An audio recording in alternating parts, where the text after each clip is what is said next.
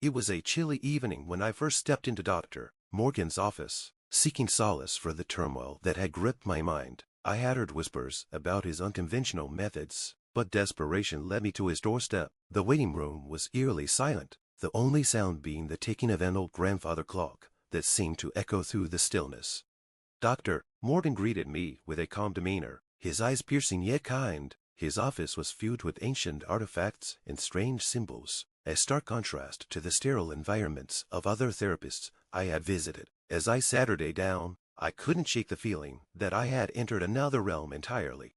The session started innocuously enough, with standard questions about my past and my feelings, but soon, Dr. Morgan's methods took a darker turn. He introduced techniques that were unlike anything I had ever experienced. There were no medications or traditional therapy exercises. Instead, he used objects that seemed to hum with energy and chants in languages I didn't understand.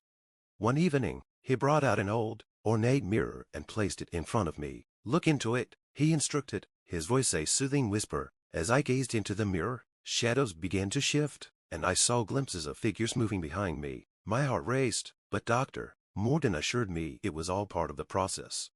Over time, these sessions grew more intense. Dr. Morgan would light candles and burn strange herbs that filled the room with a pungent aroma. He would speak in hushed tones, summoning what he called the spirits of the past. I felt a chill every time he did this, the temperature in the room dropping noticeably.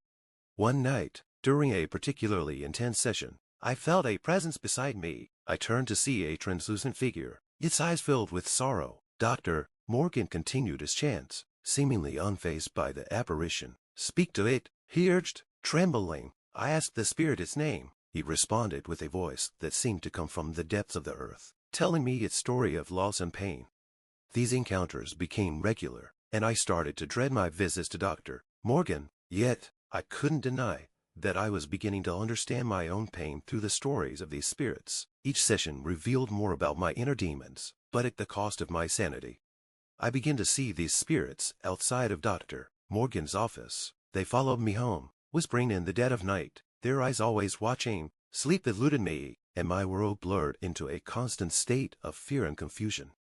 One day, I confronted Dr. Morgan. "What are you doing to me?" I demanded. He looked at me with a calm expression, as if he had expected this. "You are connecting with the spirits who have suffered as you have," he explained. "Through them, you will find the answers you seek."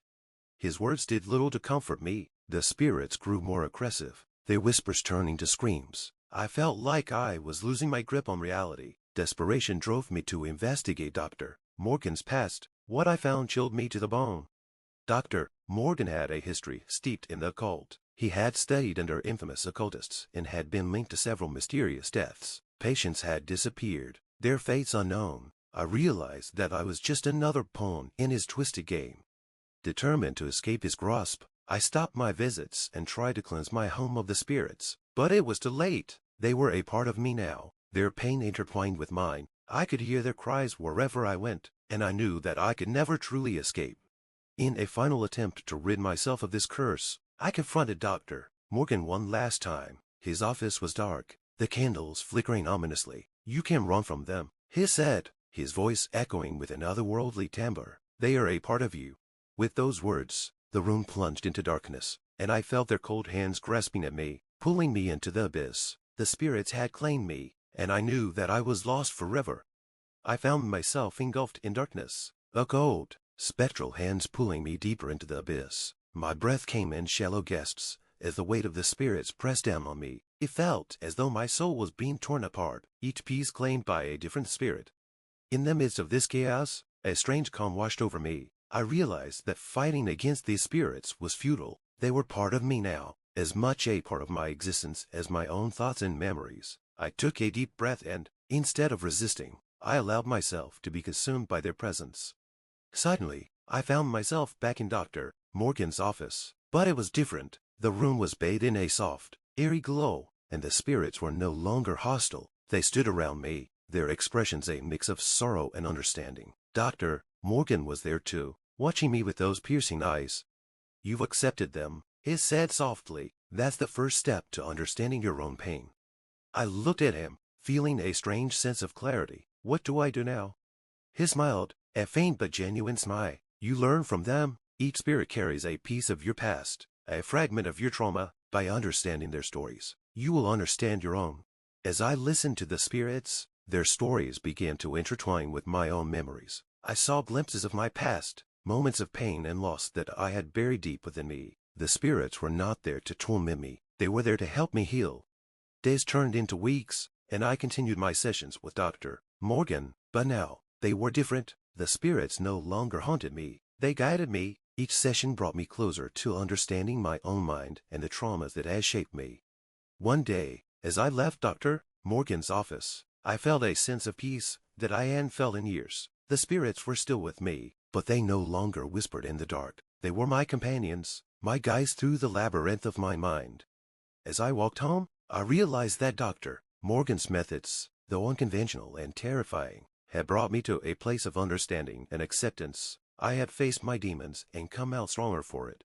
Looking back, I knew that my journey with Dr. Morgan was far from over. There were still many spirits to listen to, many stories to uncover, but I was no longer afraid. I had found strength in the darkness, and with that strength, I would continue to heal. If you're intrigued by the stories of the supernatural and the journey through the darkest corners of the mind, don't forget to subscribe to my channel. Each week, I share personal experiences and eerie tales that will leave you questioning reality. Make sure to like, share, and leave a comment about your thoughts on this story. What would you have done in my situation? Let me know below.